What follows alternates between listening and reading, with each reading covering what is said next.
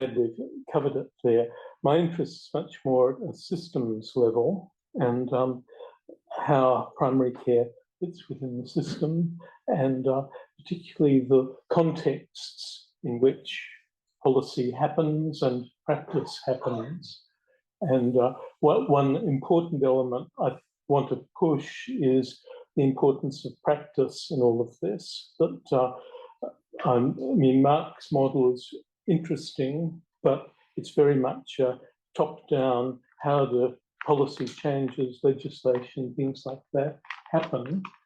And I think the direction, I was pity we didn't have time to get Nicole's response to this, but I think in her presentation it was much more about things people were trying to do within the current system, often trying to use, say, Medicare numbers that are designed for quite different purposes. I know GPs who've said that the view that they don't do much mental health comes because they're often using Medicare numbers which aren't mental health, because they can do longer consultations. And so that sort of using the system to actually achieve clinical and health ends is the sort of push from the bottom that is interesting. How they collide is part of the interest of policy. So looking at contexts, here I can't read it on the screen there, but I'm starting off with 4 basic assumptions about health systems. One is that they have limited effects on population outcomes and equity. I think we've sort of covered that a bit, particularly when you're looking at community health and areas like that. Social determinants of disease, tobacco control have probably had much more impact than health services sort of come along after the problems have got out of control. A lot of the key decisions are made by clinicians, driven by professional and material motives, and often using the system in ways that aren't understood or totally comprehended by the policymakers. The policy goes out there and they're not quite sure what happens. They invent a new MBS number in order to create an incentive to change behaviour, and nothing happens because the clinicians can't see how this will help with my patients, or it goes completely bananas and there's more money running out and they suddenly start thinking there's rampant fraud or something, but it actually was helpful. So it's a very, particularly with Medicare, one of the points of banking is it's a very indirect system that way, and the policymakers are often a bit in the dark. I mean, as somebody I knew who worked for the Department of Health for years said his career there was find a problem, find a bucket of money, tip out from the bucket, this is if it's seen as a political problem, until the noises of the problem stop, and then move on to the next problem. And you have very little idea of what was going on, and nobody really cared so long as the problem seemed to have gone away. The other really important, that's slightly counterintuitive thing is that governments didn't create the health system. They came along, clinicians were already doing it. We had general practice, specialists, hospitals emerged. In Australia, probably the state played a bigger role from the beginning, but we inherited it from the British system, and governments came along, and usually the political impulse to do something came around the political demand to get access to an already existing system. And I've used this before. I got viciously attacked by a couple of clinicians who thought I was saying that they actually run the system. They said, no, we don't. We're mere victims being driven by. But the point is more subtle, but it's really Mark's point too about how difficult it is to turn around the health system. It's there, it's embedded in institutions, in professions with international links, and that make it very difficult for governments to deal with them. And the fourth one is that public attitudes are usually conservative. Security fears set brakes on government action. And one thing writing about the history of Medicare and Medibank was finding that, I got a friend who's a polling expert, got me all the opinion polls back to the 1940s. And it's rare to find an opinion poll that supports health reform before it's happened. Once it's happened, people shift and don't want it changed. And that was true in Britain as here. The public, if governments were really public opinion driven, they would do very little in the health space, because public opinion, unless it's fixing up a problem with the existing system, it's very difficult. Certainly any major change, it's very difficult to persuade people. So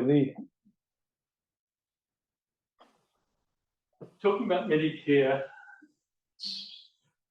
I've had to talk a lot to foreign students and visiting doctors and people, and explaining Medicare is quite difficult. I found this useful because Medicare, I mean, it's confusing. Is Medicare the rebate system that goes almost entirely to the medical profession, or is it the wider system?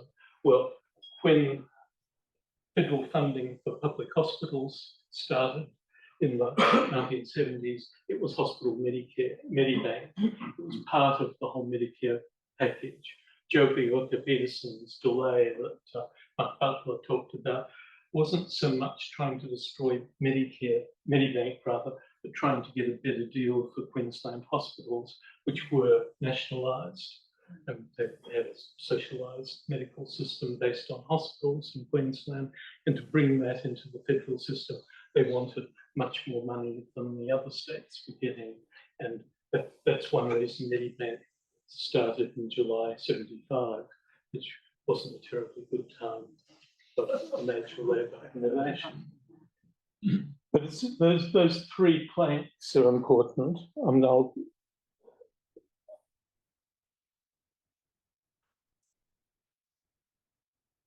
Moving on to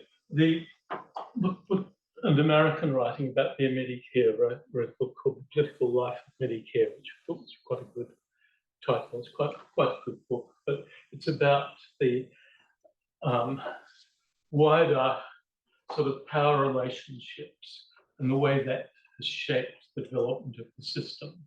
There's a lot of discussion, because our health system is so technical, it's very easy to fall into very technical discussion of pricing, and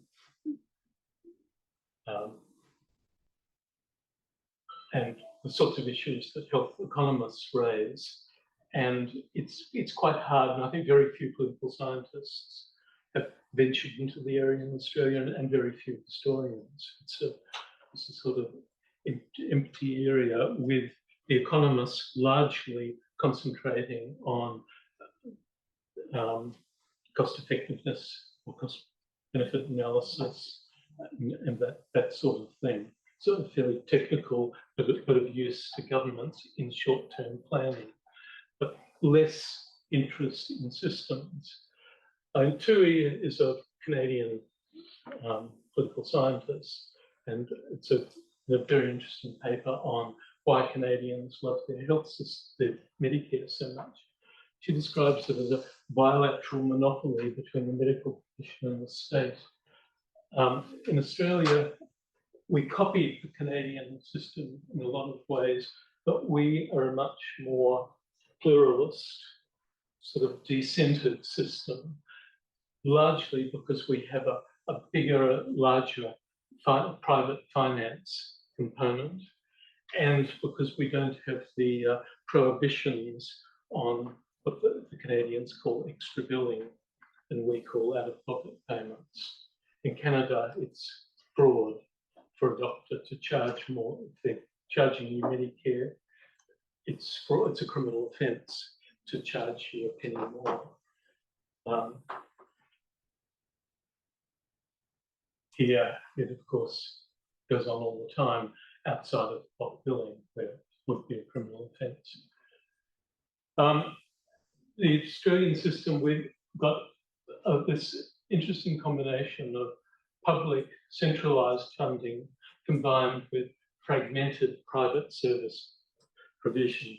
It's something like 2/3 of funding is from government, or like 75% of provision is by the private sector. That's including most GPs as part of the private sector. It's not often thought through. In fact, a lot of policy in Australia seems to, in policy argument, seems to happen as though people thought we were a sort of idealised version of the NHS, which in fact looks a little like this as well, because GPs are not salary employees either. But GPs and other doctors who are more interested in the primary health end here have business models. They're small to medium businesses, and they have to make ends meet, and often the planning and the sort of the way finance is organised in Medicare misses that. A few years ago, I was involved with GPs in Western Sydney when the idea of a healthcare home first came up. And a lot of them were very enthusiastic about the idea. This is before any of the details had emerged. The reasons for their enthusiasm was it was going to move beyond fee-for-service, because their view was the freeze on fee-for-service, even if it was relaxed, no one was going to make up the losses of the past, and they governments were probably going to do it again. That dealing with a frozen MBS meant they had two possibilities. One was some increasing volume, or trying some other form of remuneration, or pushing for another form of remuneration. Their view was they pushed volume as high as you could without quality suffering, and that so they were quite enthusiastic about it. There was a series of meetings which included the Royal Australian College of General Practitioners, the AMA and others, to put a proposal to government of what would be needed to make this possible. This was the idea of bundling payment, so GPs would either commission services or pay for services, and bring in a real teamwork to deal with chronic illness. And the minimum thing was that GPs would have to be better off at the end of this than they were. That if it needed, as it would, better IT, they would be funded for that, because who would do major changes in the hospital involving new IT without funding it? And the other more esoteric one was the risk stratification to decide who came into this system. It's just for people with serious multi-morbidities. The risk stratification would allow the GP some leeway to judge their own patients, rather than just use an algorithm developed in Canberra.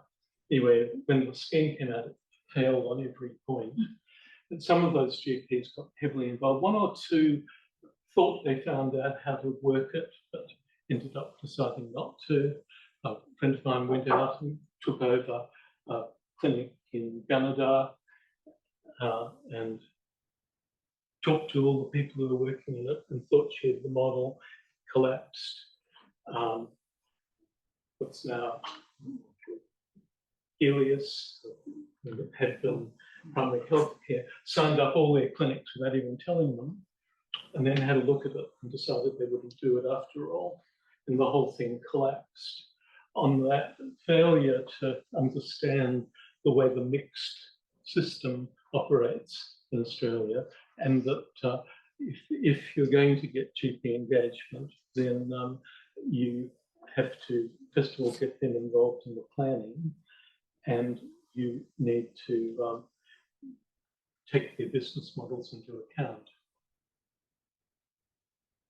So the final point there, and I'll end this here, I'll have more, but I'll stick to the shorter ones. I think we've covered other issues already. The fragmentation of the system has terrible problems. The way governments have to deal with a multiple array of providers who they know very little about has problems, but it has some advantages, and that you get experimentation, and that autonomy means you can have local innovation, run on a Centre for Research Excellence on integration of health and social care. This is based in inner Sydney, and it's working across social work. It's led by a paediatrician who's been working in this area for a long time with education and social services and people like that. And what that's looking at are local experiments that have worked, range from a social worker going and plonking herself in the emergency at the Sydney Dental Hospital to talk to women who come in and who've been bashed around because dental problems and going to emergency are a major thing, and she talks to them, and so it becomes sort of outreach around domestic violence that leans into oral care and that sort of thing. It's a small example, but there are a lot of other ones like that that are working with people sort of reinventing the system, and the policy end is how do you sort of turn that into system change. Yeah, I'll leave that there. Thank you very much.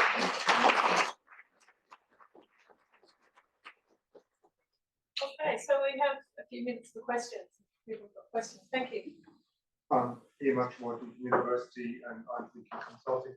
James, I realised during your presentation that you might be able to answer a question which has got me into trouble through the years, which is why do we have co-payments in Australia? Now, my understanding is, and I'm not a historian, but I'm hoping you can clarify for the room, is that goes back to Menzies, and to the 1946 referendum, which did go through on social reform, where Menzies at the last stage put into Parliament, without really any discussion, the suggestion that there should be no conscription of doctors.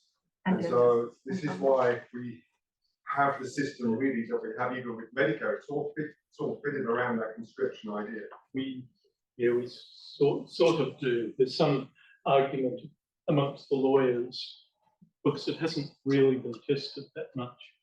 The AMA has never brought a case on it, and I assume that would mean that they've had legal advice that it's better to let sleeping dogs lie.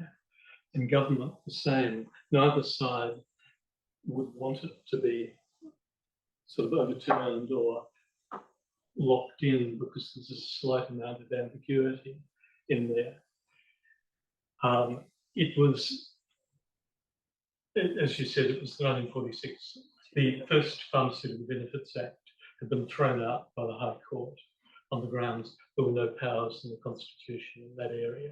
So the federal government had no power to do it. So they went, and by implication, widows' pensions, tons of other things, child endowment were all technically illegal. So it was a bit of a no-brainer of a referendum question, although it only got through by about 51%. When it went through the House of Reps, Menzies agreed reluctantly to not campaign against it, but said that the wording is no civil conscription, that you could set up health services under it, but there could be no civil conscription. That odd term was copied from another referendum that day, which was about directing labour into coal mines and stuff, and the giving wider labour market powers to the federal government, and the unions have insisted on that phrase. So Menzies said, okay, you give it to them, give it to us, and that's why that odd one went through. The Country Party, the current National Party, opposed it. So often, including in my book, I said no one opposed it. I've got a colleague, Maureen Coote, who's just written a very long paper on it, and he points out to numerous people, including Stuart McIntyre and myself, that it was opposed. So it's very unusual. It's the only Labor Party amendment to the Constitution that has got through, I think. Weren't there two referendums about that? Weren't there two referendums in that time? Weren't there two referendums? One on the PBS and one on. No, I thought there was two. no, the PBS, there's a long list of powers that are in section 52. No, I've read all about it. Somewhere. Anyway, you'll find a long list that includes student benefits, things like that. So it got through, and that clause was used again in 1949 by the High Court to knock out the second attempt at a Pharmaceutical Benefits Act. That was because doctors were told they had to use a government form to write their prescriptions. They said, we want to write it, if I want to write it on back and one below, that's my liberty. And the High Court said it was civil conscription to say that the doctor had to fill in a prescription on government form, sort of PBS A, or whatever.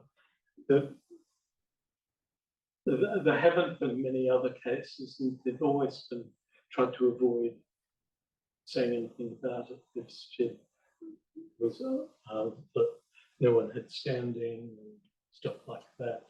But there are a few people who try to argue that there's case law, but there's Stephen Duckett, working with some lawyers, wrote a piece in the Federal Law Review recently where they went through it and made a fairly convincing argument that it's open to question.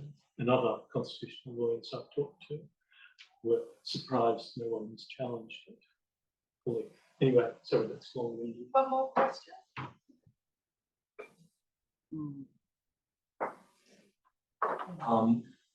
The question I have is about, you talked about public attitudes being quite conservative in the realm of health, and you mentioned that it being rare to find support for health reform before it's done, but then after it's done, it's set and no one wants to change it. Yeah. I know the case that I'm going to bring up isn't specifically health, it's disability, but the NDIS seems like a bit of almost a counter example where there was a lot of goodwill for it initially when Gillard brought it up. And then since then, there's been a lot more, consternation about it. Do you think that signals a shift in people's attitudes towards collectivized health systems and kind of systems like that, or is it just a normal? I think it's a complicated example because in some ways it's not very collectivized because it involves funding providers. And for most people, it's not something that, they may know someone who's in it, but it doesn't involve everyone the way something like Medicare does. And it's not upsetting an existing system that they at least know. So the campaigns against change have always been about their undermining the system and what do you trust them? What are they going to do? What are their motives? Socialized medicine is going to turn you into a sort of government slave or something. You'll no longer be able to choose your doctor. And so I think there wasn't much opposition to NDIS initially. Okay, thank you very much, Jim.